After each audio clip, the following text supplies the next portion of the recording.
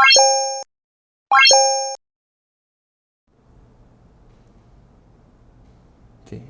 right. Welcome to YT101 on Thursday, 12th of July 2022. Let's go to our class.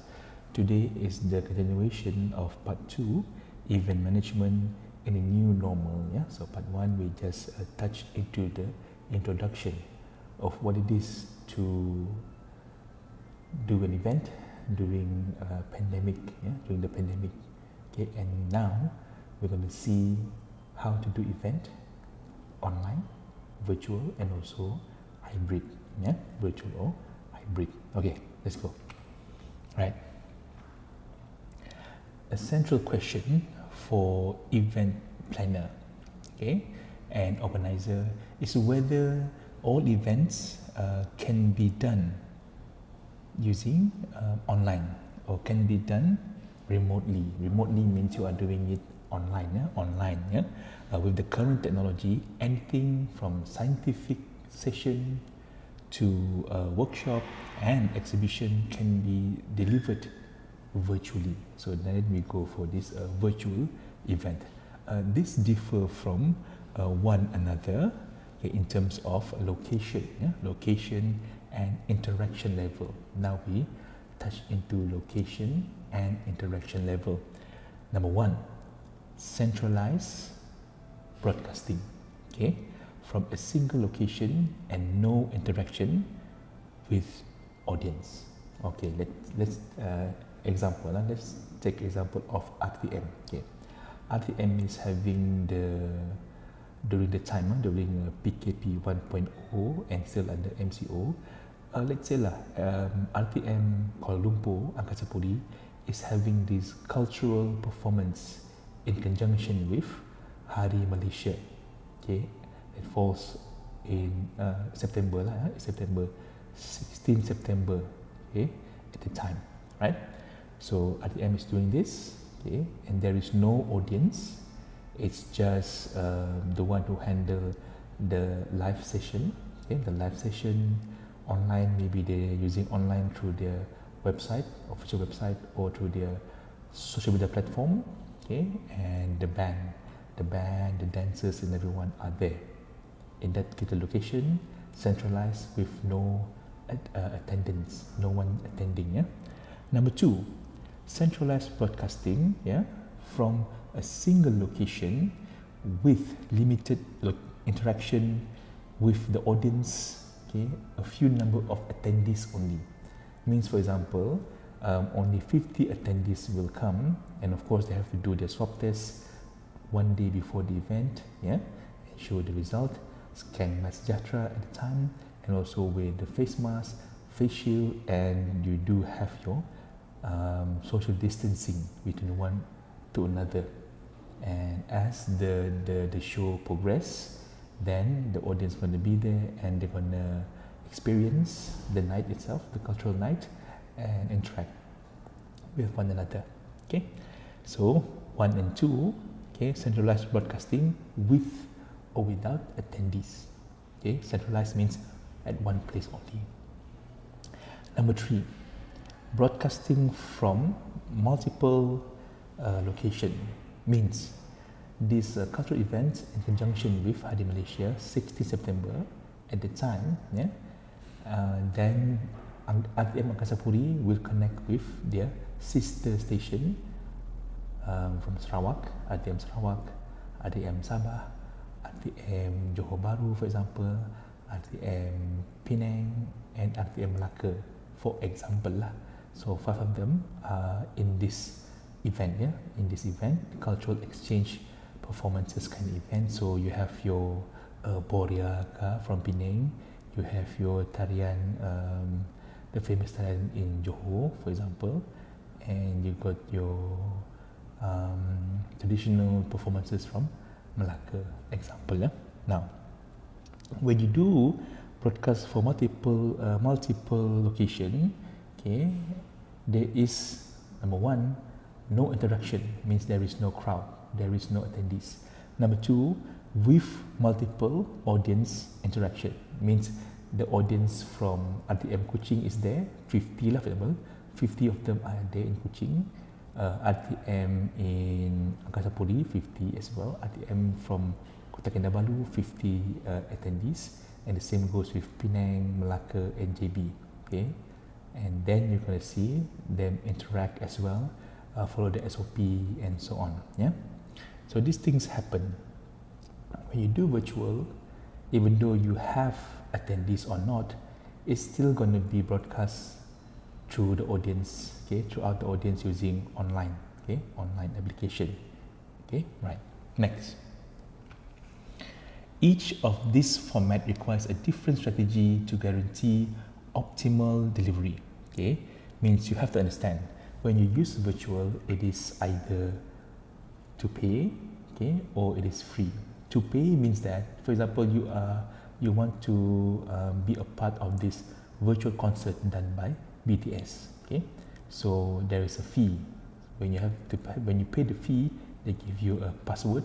Then you can enter the live concert, virtual concert. Yeah, but somehow along the way, those who are doing hacking, those who are doing pirated online, they bound to be there as well. They're waiting for the time, they're waiting for the moment to get in, okay, to get in the event without paying, and to record everything and to sell it or to post it on YouTube. There will be, okay, there will be, and of course there are cases so far.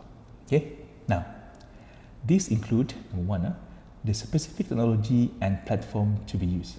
Specific means that if you are using platform of Facebook Live, it is for Facebook Live, okay? Or you want to use YouTube Live, it is for YouTube Live only. So you don't mess up everything to go and use every platform possible. No, just use specific so that the user will use that specific online application to view your event virtually. Number two, the bandwidth need to support smooth delivery, and also participant can also be a part of it, okay, without any hassle. Okay, right. In terms of lagging, buffering, we want to eliminate all of this so that the experience by the viewers at home is the same as watching the real life concert or the real life event. Yeah, we like to get to that level. Okay. Number three, the interaction model to follow if Q&A session are planned. The interaction model to follow for Q&A session. If there is a Q&A session, okay, means you can also add your comments or add your opinions either by texting or either by really calling to a particular event. You can call, or you can even video chat, whatever it is, as long as the broadband connectivity is strong and stable. Strong and stable is the way to go. Okay, the tools needed to facilitate networking. The tools, for example, again, Wi-Fi connectivity. The tools, good broadband. What else we have here? And also to limit the buffering and everything, then you have to add in some apps, for example, to ensure that everything runs smoothly as if you are watching TV. If the quality is like watching TV, no disruption or everything, that's good. That's good. Yeah.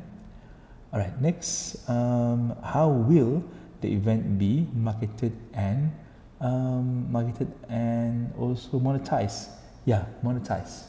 Of course, if you're going for YouTube, yeah, you can monetize because everyone or every page, everyone or every company or individual who have reached 500k subscribers, they can do live. They can do live and they can monetize as long as there is no copyright infringement or copyright alarm being done by the user itself. The same is if they go for FB Live, they can monetize as well. Yeah. Now what do we have here? How will engagement metrics be measured during the event? Okay, engagement metrics means that regarding the audience retention, the view, where they're from, and everything. If you are using YouTube, then you can see the statistics using a YouTube Studio. Yeah, YouTube Studio. Then it's much easier for you to see how many people watch. Okay, how many people retain, coming back to watch again, from which country, and whatever it is, through the YouTube Studio. If you're using YouTube as a part of your medium of communication for this event, yeah. And how will feedback from attendees be collected? Okay, feedback can be collected if, for example, you're doing YouTube Live. It can be collected using what we call as screenshot everything. You can collect that one, or it will generate itself the comments. Yeah? How many comments has been put by users throughout the live, throughout the live broadcast. Okay, next, tips for successful virtual meeting. Yeah? Successful virtual meeting. Online events are developed in the virtual sphere and are not bound by the restrictions of physical environment. Okay, so rain or shine or even COVID-19, you can't stop a virtual event, because, for example, if it's COVID-19, it can't be infected just through video call or just through talking on the phone. It can't compared to physical. One of the key challenges is to keep them interactive with the orderly manner. Means the challenge is to ensure that the viewers stay to the channel or stay to the topic as long as they can, and they have feedback along the way. Don't just give without any feedback, without any comments, whatever it is. Yeah? To do that, planning strategy should focus on anticipating potential obstacles and facilitating participant interaction, and the delivery of the key message. Yeah, means to get through these obstacles, you have to follow what is being said. For example, if in terms of interaction, to ensure that everything goes smoothly, you have a two-way communication. Okay, you give the chance for your viewers to put their input either through call or through text. Over there. Yeah, right. So next, again, tips for successful virtual meeting. Yeah, you have here, anticipate the obstacles again, right? They are likely to be technological, for example, lag in communication that can create obstacles, okay, to the nature flow of the meeting. Yeah, so the key action includes testing and ensuring that tech provider have extensive experience. Tech provider means that your DG, your Maxis, your Celcom, any provider of internet must have a good track record. If you were to ask me, for example, the Maxis, the Maxis Zerolution, for example, or the Maxis, how they put their to share line with other people at home, at least 6 of them. So we're going to see how good it is. Okay, how good it is to be promoted. Or you got your Astro. Astro is also going digital. Means Astro, most of the events are done non-physical, and then they do it in a very good manner. For example, yeah. If you anticipate technical issues that could affect meeting delivery, it may be worth considering pre-record session. Not all content is virtual event has to be live. Yeah, not all. For example, you pre-record the opening, pre-record the event beforehand, and when you want to do live, at least you can interview 1 or 2 tattoo artists. That's about it to interview. Okay, so you have a continuation there. Okay, continuation. Okay, now to minimize software or technical problem, it's also essential to ensure that all participants are on the same page. Means it can't be delayed until tomorrow. The same page is just everyone going to sit down and listen, and also going to give feedback. Okay, right? Okay, next. Okay, do not overlook the social aspect of the meeting. Yeah? 2 criteria: instructions, circulating information on providing space to professional and network. Yeah? 2 critical functions. Yeah? Circulating information and providing a space for professional to network. That's the key. Yeah? This means that an online event still requires introduction, ice-breaking session, virtual interaction. Means, for example, you divide them into teams and they have to do something, activity about it. Yeah, and that's what's good. And of course, the way it will drive the viewers to your channel, drives the viewers in your channel, not out, not in your channel. Okay. Now, finish of that. Let's talk about hybrid. Yeah. Let's talk about hybrid. Now, hybrid events combine live, in-person, and create alternate attendees option. For example, suit seminars, for example, for lecturers, conference, training, workshop, and congress. Okay. Now, the number of face-to-face participants is kept in with the with its own local regulation. Okay, numerous of fans, face-to-face participants. Yeah, means some legislator, they still want people to wear mask. Yeah, compulsory.